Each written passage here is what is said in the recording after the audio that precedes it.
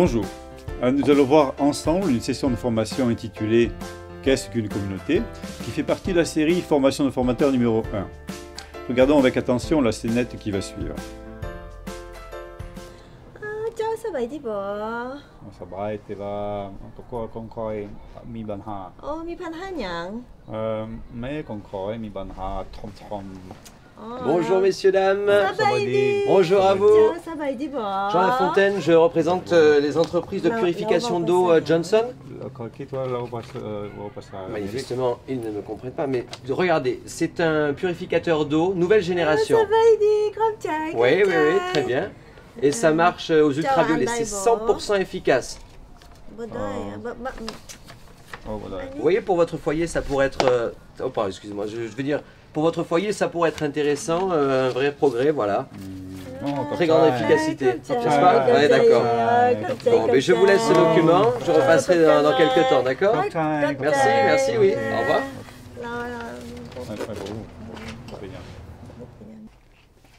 Alors bien sûr, si vous devez vous-même faire cette leçon devant un groupe de personnes, il vous faudra demander à 3 d'entre elles de jouer cette scénette-là.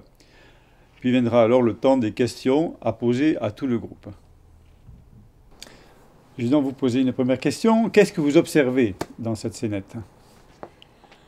Eh bien, on voit 2 personnes en train de discuter tranquillement dans leur langue. Ils doivent venir du même endroit, ils se connaissent apparemment. Puis une 3e personne arrive, elle essaye de dialoguer avec eux, mais comme elle ne parle pas leur langue, il n'y a pas d'échange. Elle est pleine de bonne volonté, mais c'est comme un peu un dialogue de sourds. L'homme n'a pas pu faire passer son message, les 2 villageois n'ont rien compris, jettent même le papier. Quel est donc le problème posé par cette scénette? Je crois que cette scénette veut nous montrer l'importance de comprendre la communauté locale, ou le quartier, ou le village, avant de commencer quoi que ce soit pour aider. Et donc ce genre de problème existe-t-il chez vous? Oui, bien sûr. Bien souvent, on voit arriver des gens extérieurs au village qui décident depuis leur bureau ce qu'il y a de mieux à faire, etc. Oui, on va faire ça dans la communauté, sans rien comprendre aux besoins ou à la culture des gens concernés, en fait. C'est ça le problème. Donc je peux aussi vous poser la question, pourquoi ce problème existe-t-il chez vous? Eh bien, ce problème arrive parce que les gens ne veulent pas prendre le temps, ou ne savent pas le prendre, ou même n'en voient pas l'intérêt. Prendre du temps pour comprendre ce qu'est une communauté, ses besoins, son projet, ou ses aspirations avant de commencer quoi que ce soit. Et donc pour terminer, comment intervenir dans cette situation? Ben, je sais pas, moi je dirais peut-être tout simplement en se mettant à l'écoute, en passant du temps avec les habitants de la communauté, en recueillant leurs idées, leurs forces, leurs besoins, voilà, faire un bilan avant toute chose. Dans une deuxième partie, quand on fait une formation pour un grand groupe, on le divise en sous-groupes de 5 à 7 personnes, afin qu'ils fassent une liste des éléments qui font qu'un groupe de personnes est une communauté. Autrement dit, quels sont les facteurs qui rassemblent la communauté. Chaque groupe réfléchit ensemble et écrit sur une grande feuille un tableau récapitulatif. On laisse donc 15 minutes à chaque groupe, puis on va demander à une personne de chaque groupe de présenter le tableau du groupe au grand groupe. Voici ce qu'on peut entendre lors de cette mise en commun.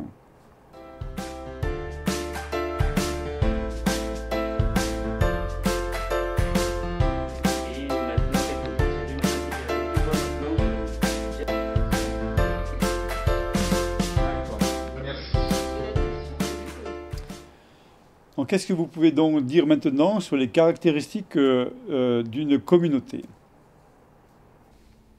Donc voici les résultats de notre réflexion. Dans une communauté, les membres habitent dans une même région géographique. Aussi, il y a de l'interdépendance entre eux. Ils font généralement des activités ensemble.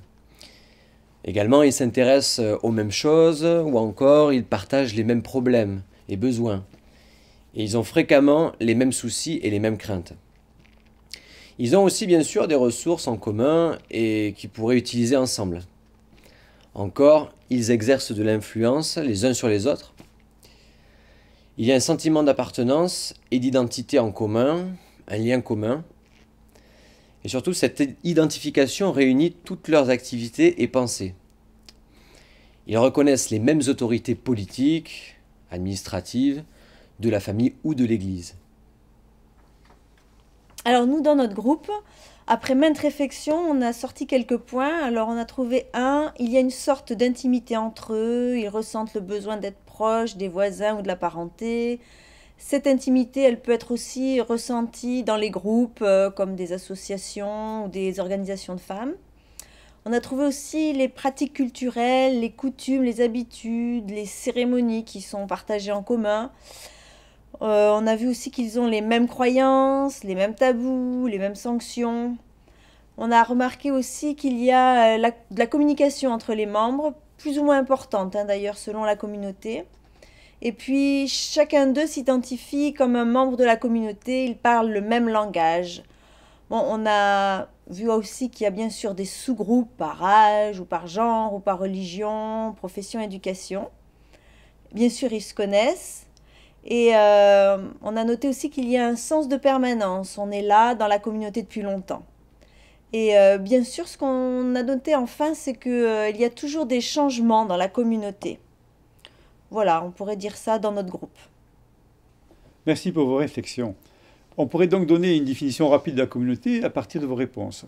Une communauté est un groupe d'individus vivant ensemble, avec des leaders communs, des intérêts et des problèmes communs.